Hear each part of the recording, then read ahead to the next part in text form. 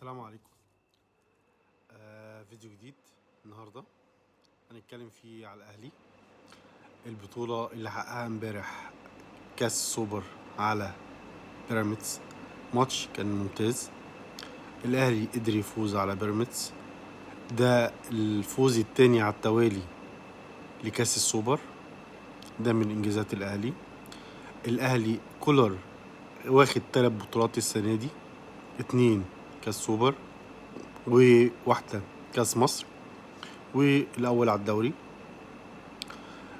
طبعا محمد الشناوي حافظ على شباكه كلها نظيفة لمدة 8 مباريات، ما عدا جون واحد بس دخل فيه في 8 مباريات، وده يعني نقدر نقول ان هو حارس عملاق، حارس ان احنا ما نخافش على النادي الاهلي وهو واقف بين الثلاث خشبات، ده اللي احنا عايزين نقوله.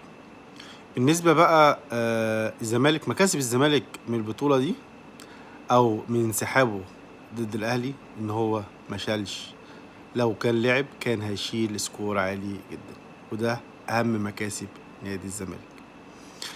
بالنسبه للزمالك خسر حاجات كتير قوي لما انسحب.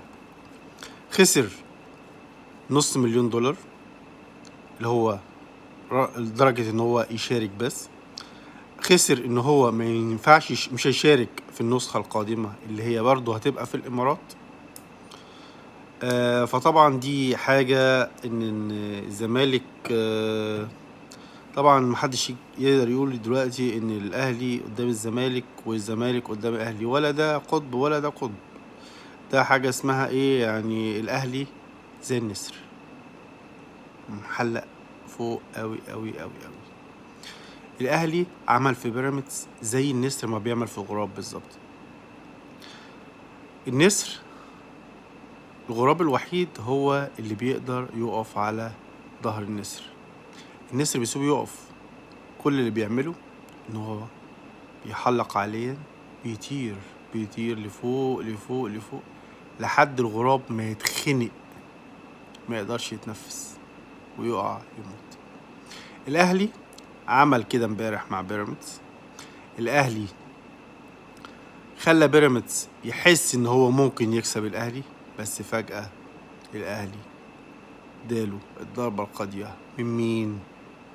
بصاعقة كهربا اللي وقع في ضربة الجزاء، كان ضربة جزاء صحيحة، وعلي معلول حط زغلول وجاب جون.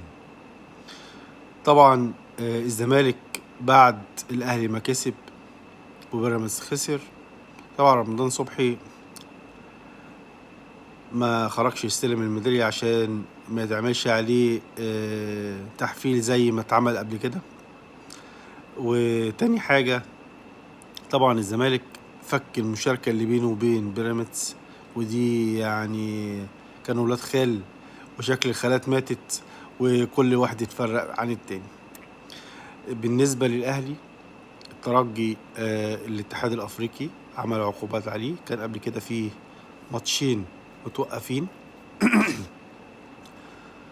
إيقاف التنفيذ، يعني دلوقتي الماتشين اللي هم إيقاف التنفيذ لما حصل شغب تاني مع شركة القبائل اتنفذوا، فهيلعب الماتش بتاع الأهلي بينه وبين الأهلي في الترجي هناك. هو كان يعني طبعا العقوبة أنا شايف إن هي عقوبة قليلة، لأن هو مفروض يعني إن الاتحاد الأفريقي يخاف شوية على الأندية، لأن ممكن يكون برضو الجماهير التونسية برا الاستاد وتعمل مشكلة مع الأهلي، لعبة الأهلي، أو يحصل أي مشكلة.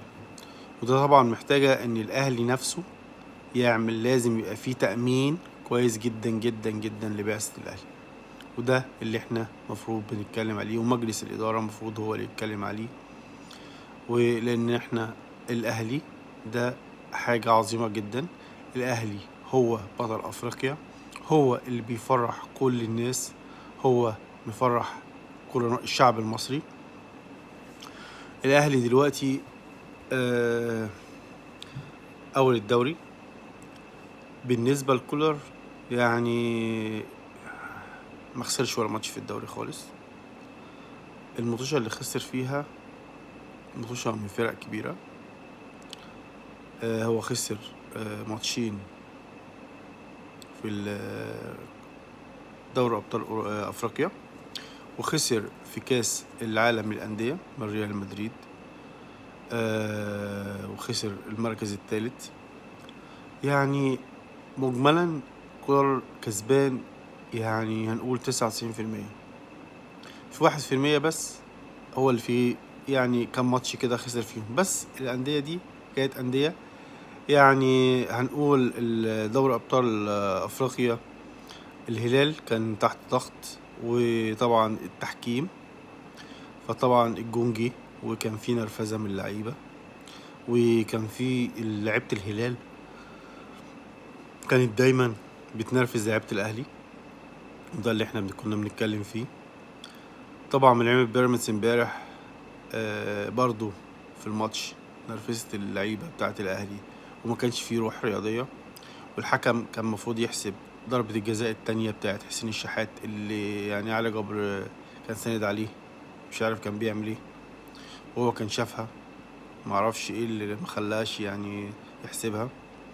بس قال لك اهو الاهلي كده كده كسبان، ومش مشكلة بقى ضربة الجزاء عشان ما يحصلش خناقة تانية.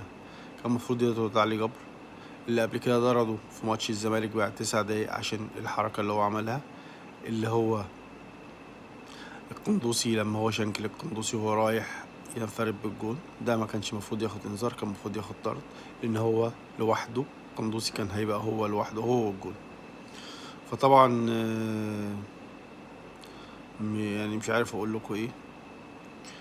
ربنا يكون معانا في التحكيم واللي احنا بنقوله ده، والله ربنا يكون في عوننا بجد. وطبعا مرتضى منصور رئيس نادي الزمالك المعزول قعد يكلم بيراميدز ويقول لهم ازاي تعملوا كده، واحنا ايد واحدة ضد الاهلي، ومش عارف احنا ايه، مش عارف هل هم بيحاربوا عدو الاهلي ده عدوهم ولا ايه، مش عارف بالظبط. هو شكل الاهلي عدو كل الناس، لان الاهلي بيفوز بكل البطولات، وهم مش عارفين ياخدوا حاجة من بق الاسد محدش بيقدر يقرب له، وده اللي احنا عارفينه. الاهلي قوي بمبادئه، قوي بجمهوره، اللي عمل امبارح وحط يافطة بتقول لهم جمهور الاهلي لا ينكسر. جملة جميلة جدا جدا جدا جدا. احنا جمهور الاهلي ما بننكسرش خالص خالص خالص، ولازم يبقى الناس عارفة كلها ان الاهلي دايما فوق فوق فوق. الاهلي دي المرة التالتة على التوالي ان هو يكسب بيراميدز. الاهلي عمل عقدة لبيراميدز، ده المرة التالتة اللي يكسب باتشيكو، مرتين من بيراميدز ومرة في الزمالك. طبعا باتشيكو طلع قال لك انا عرفت ليه دلوقتي مرتضى منصور انسحب من ماتش الاهلي. طبعا احنا كلنا كنا عايزين نسأله ليه، فشكله يعني عشان هو كان عارف ان الاهلي هيكسب الزمالك، فبرضه هو كان عارف ان الاهلي يكسبهم، فعشان كده قال لك الاهلي هو كان عايز هو كمان ينسحب. دي كاس السوبر ال13 للاهلي، محدش قدر يوصل ليها ولا حد هيوصل ليها، لان الاهلي كده كده هيعديهم بكتير. دي البطولة 146 للاهلي، لازم نكون عارفين كده. طبعا يعني الاهلي عمل شغل كبير قوي قوي قوي الماتش بتاع امبارح. كولر كان شغال كويس قوي، تكتيك عالي جدا جدا جدا جدا، قدر يوزع مجهود اللعيبة بقت كل اللعيبة اسطمبة واحدة، الاحتياطي زي الأساسي، كل اللعيبة اللي بينزل بيأدي واللي قاعد بيأدي، كله بيشجع، مفيش فرق بين ده وبين ده، لازم يكونوا عارفين كده. فعشان كده الأهلي كسب. الأهلي منظومة ناجحة، لازم الناس تبقى عارفة إن الأهلي منظومة ناجحة. طبعا أتمنى يكون الفيديو عجبكم، وإن شاء الله تابعونا وهنعرض لكم فيديو جديد. هنحاول كل يوم نعرض لكم فيديو جديد عن الأهلي. النهارده الماتش المانشستر سيتي كسب النهارده،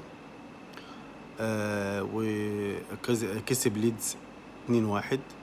ليفربول محمد صلاح جاب الجون بتاع في بيتفورد وكسب 1-0، ولسه في المركز الخامس، وبينه وبين مانشستر يونايتد كام نقطة بسيطة. لو مانشستر اتعادل الماتش الجاي بينه وبين مانشستر يونايتد نقطة واحدة عشان يطلع الرابع. مانشستر لو تعادل أو خسر الماتش الجاي وليفربول كسب، إن شاء الله ليفربول يخش في المربع بتاع دوري أبطال أوروبا. محمد صلاح عدى يعني إنجازاته عالية جدا جدا جدا، ونتمنى كل اللعيبة اللي في مصر يبقى عندها نفس الطموح، مش الطموح بتاع بيراميدز، لا لا لا، الطموح بتاع محمد صلاح. وأتمنى لكم سهرة سعيدة، وأشوفكم على خير. ولو عجبكم الفيديو ياريت شير ولايك واشتراك في القناة، وأقول لكم السلام عليكم ورحمة الله وبركاته.